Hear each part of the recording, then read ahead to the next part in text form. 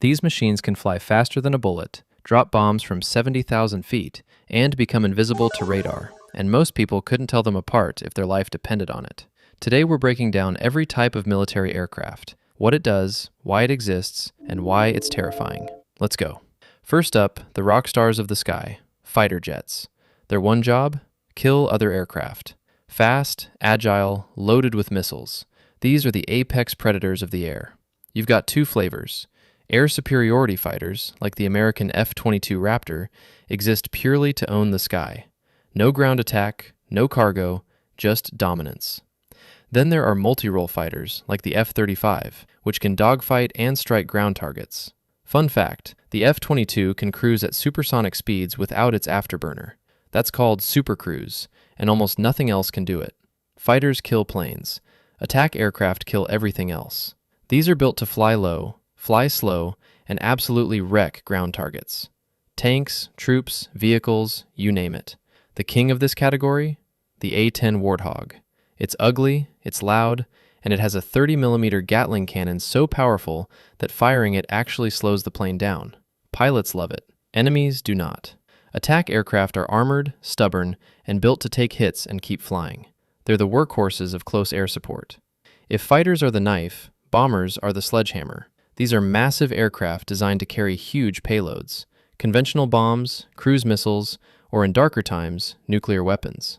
Strategic bombers like the B-52 Stratofortress can carry 70,000 pounds of weapons and fly intercontinental missions. It's been in service since 1955, and it'll fly until at least 2050. Then there's the B-2 Spirit, the stealth bomber.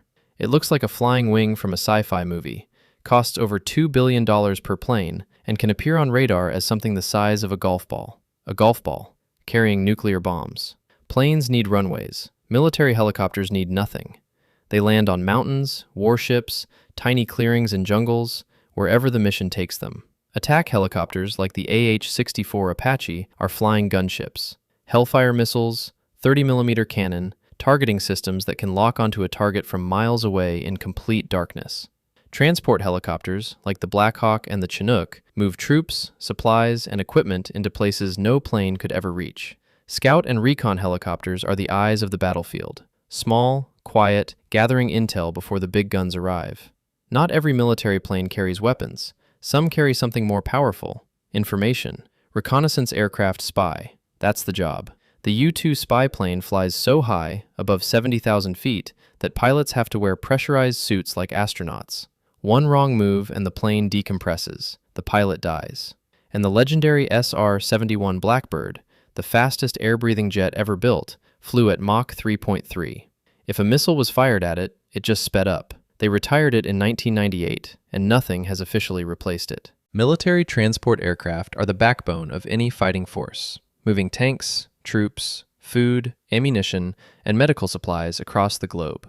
The C-130 Hercules is the most versatile military transport ever made.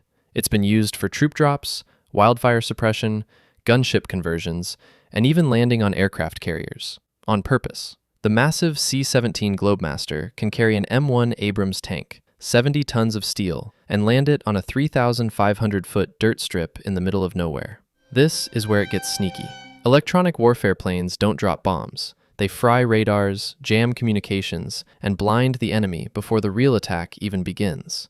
The EA-18G Growler can shut down an entire country's air defense system without firing a single bullet. It's basically a flying hacker. And the E-3 AWACS, that plane with the giant spinning disc on top, is a flying radar station that can track hundreds of aircraft simultaneously and coordinate an entire air battle from above. Stealth technology might be the most game-changing development in aviation history. Stealth aircraft aren't invisible. They're just shaped and coded to absorb and scatter radar waves, making them incredibly hard to detect. The F-117 Nighthawk looked like it was designed by someone who hated aerodynamics. It was so unstable that computers had to fly it constantly just to keep it in the air, but it was nearly undetectable. Today, the F-35 combines stealth with multi-role capability, and it's been sold to over 15 countries. It is, for better or worse, the future of air combat. And then there's the category that's changing everything: drones. Unmanned aerial vehicles remove the pilot from danger entirely. Some are the size of a plane. Some fit in your backpack. The MQ-9 Reaper can loiter over a target for 27 hours,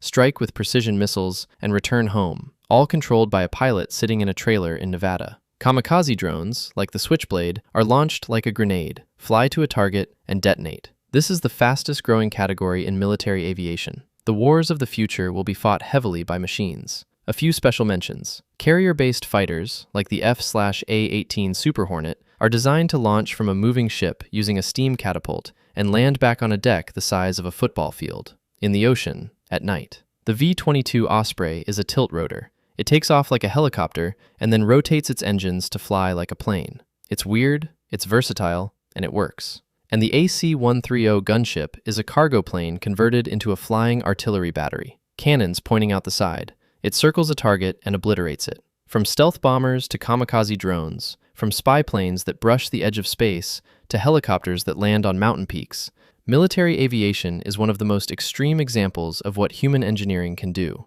Which one blew your mind the most? Drop it in the comments, and if you learned something new, you know what to do.